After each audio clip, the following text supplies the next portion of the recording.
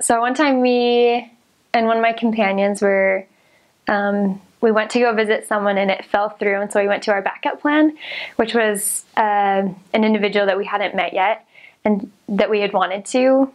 So we went to their house and we kind of just didn't feel, well, my companion especially didn't feel right about it. I didn't really know what was going on. I was pretty new in the mission and probably wasn't as in tune as my companion. And she looked at me and she said, "Sister, where do you feel that?" And I was just like, no, I feel great, let's go.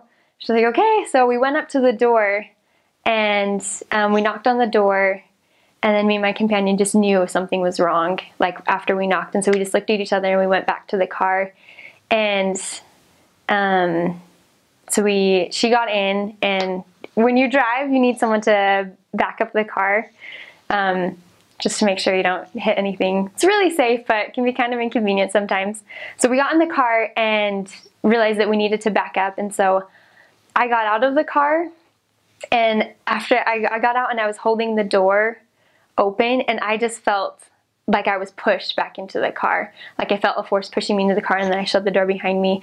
And after we felt okay, I got back out and backed us up, and we left, and it was night, so we went back to our apartment for the day. And I'm not sure what would have happened or why we felt that way, but that night I gained a strong testimony that Heavenly Father will protect you if you're doing what you need to be doing. And it doesn't mean that everything's going to go perfectly. You still might have situations that are a little nerve-wracking or maybe a little bit scary, but just knowing when you're obedient and you're on the Lord's errand, you will have His help in the way that He chooses to give it to you. And so that was a crazy experience, but also really cool. We were teaching this young man, and he'd been taught by missionaries before, so we were going back. He was a former investigator, so we went back to visit him, and I was with two other sisters, so there were three of us, but we didn't have mail with us, and so we weren't able to go into his house. So we knocked on his door, and he answers the door, and we're like, "Hey, we're the missionaries, you've been taught before, do you remember us?" And he's like, "Oh yeah, I remember you." I'm like, "Okay, great, well, we'd love to share a message about Jesus Christ with you." And he said that we could, and so we asked him if we could teach him outside because we couldn't go inside. And he was like, "Oh yeah, because you're the white book." And we like looked at each other, and then we looked at him, we're like, yeah, the white handbook. How do you know about that? He's like, "Oh yeah, I came across it online and I read it." I'm like, "You read the whole thing?" He's like, "Yeah, like what is it, 55 pages? I'm like, "Yeah." So that was like a little shocking, but he was wonderful, and he ended up coming to church a couple Sundays later, and one of the members was talking to him and asked him what ward he was from because he looked like a member. He just blended in, and he looked a little confused. She was like, "Yeah, like where do you live? What ward are you from?" And once he caught on to what she was asking, he was like, "Oh, I believe I'm called investigator." And so it was just funny that he knew that because he'd read the white handbook. We thought it was funny. He was awesome. We loved teaching him.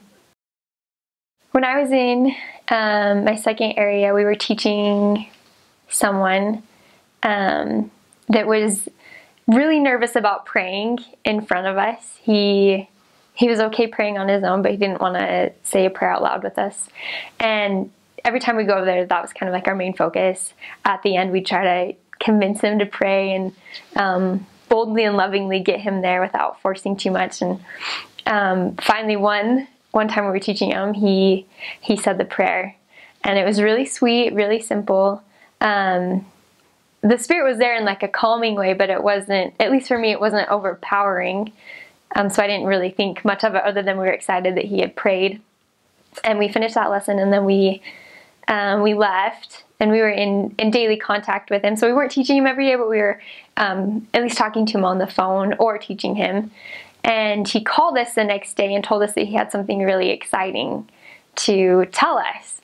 And so we were super excited. We were hoping that he'd gotten an answer to a prayer or, something along those lines as missionaries.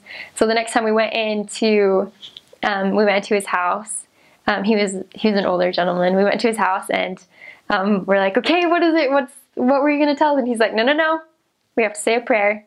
And so we said the prayer, and then we're like, okay, what is it? And he looked down, and he looked back up at us, and he said, I got an answer to my prayer. And we just kind of waited in silence, and he said, I've been praying for years, and I've never gotten an answer from God, and I got an answer. And then he said that his answer was that he needed to be baptized. And so it was just a really, really cool experience to see that. I feel that it was a big blessing, that answer that he got, because he was willing to pray out loud with us, something that was really hard for him to do. And so that was kind of a builder to me, that Heavenly Father sometimes pushes us to do hard things, whether it's praying out loud in front of people and you're nervous about that, or some other trial that's hard for us, is that he pushes us to do those things because he wants to bless us. And that was just a really, really cool experience.